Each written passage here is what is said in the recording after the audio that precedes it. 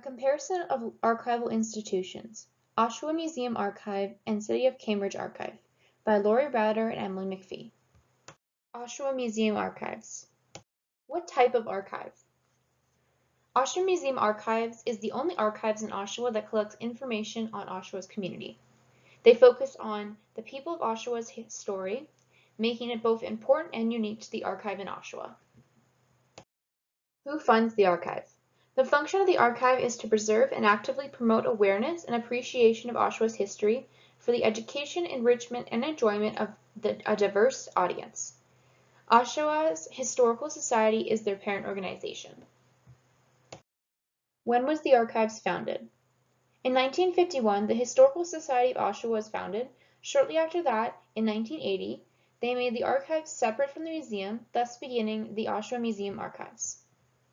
Describe the facility/building.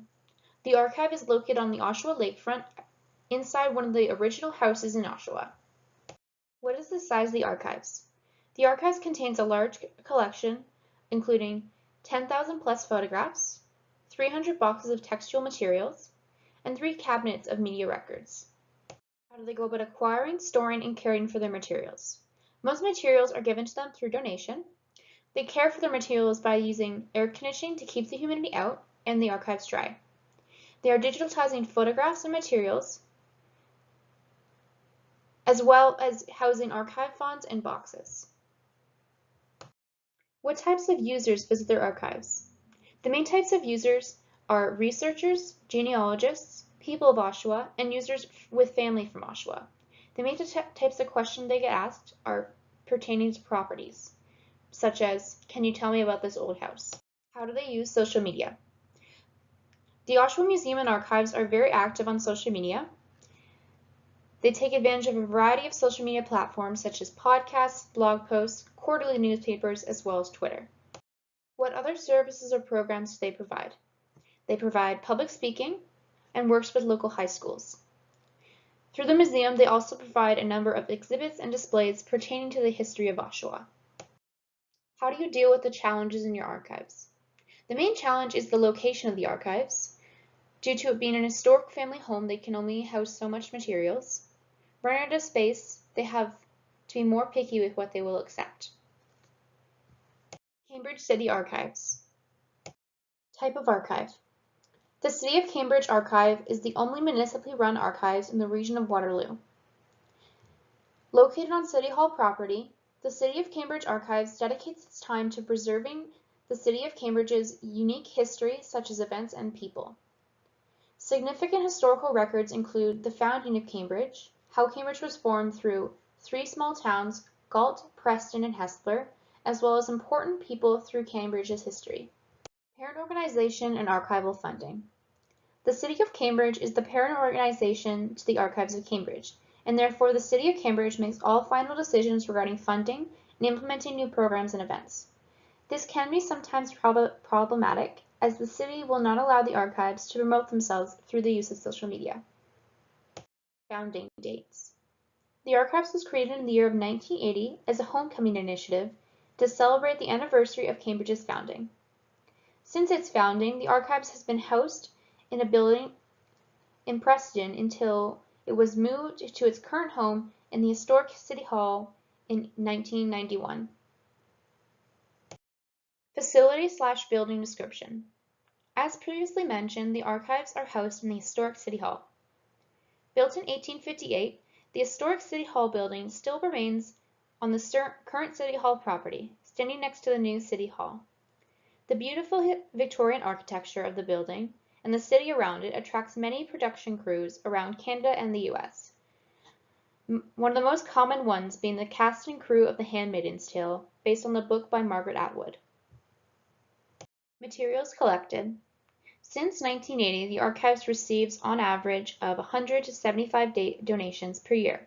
They have retained over 63,000 historical records and items, including over 10,000 photographs, over 1,000 maps, Cambridge City Hall meetings, records, and minutes dating back to 1973, in which Cambridge was founded.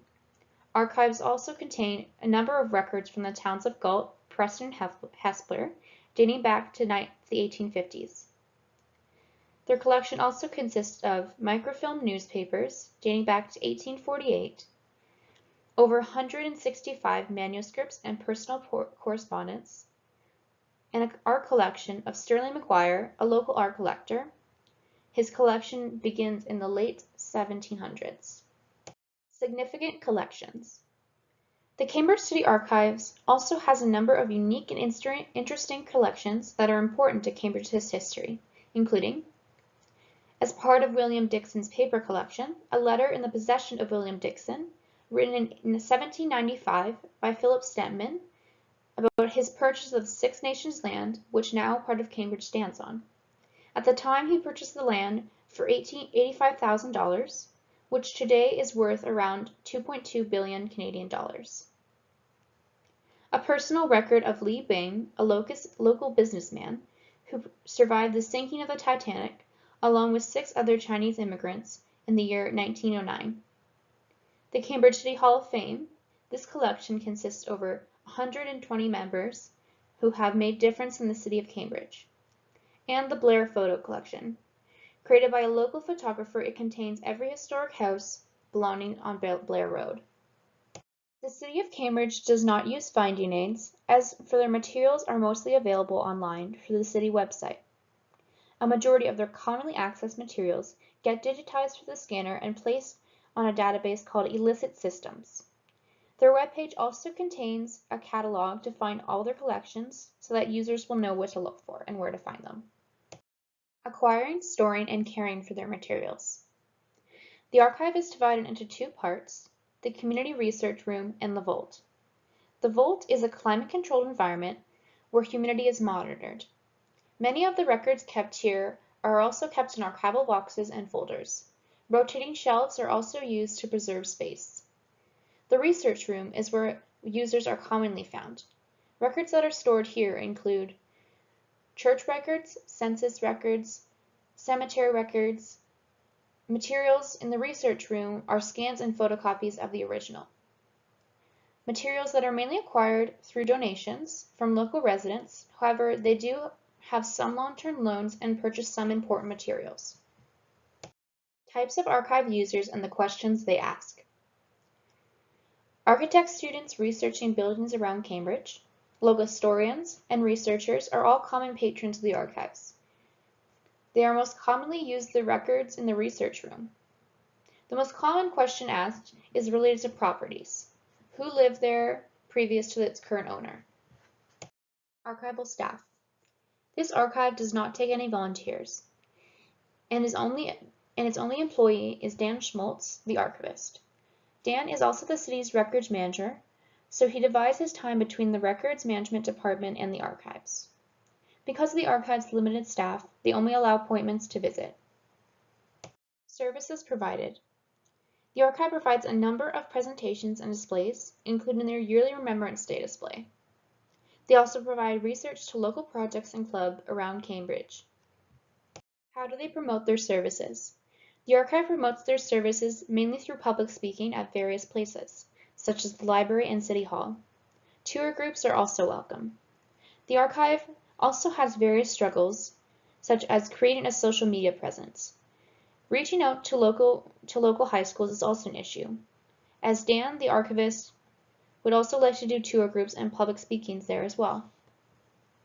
What is special about this archive? The most unique thing about this archive is its collection. The archival collection tells a unique story about Cambridge's history, events, and people, and what made Cambridge, Cambridge.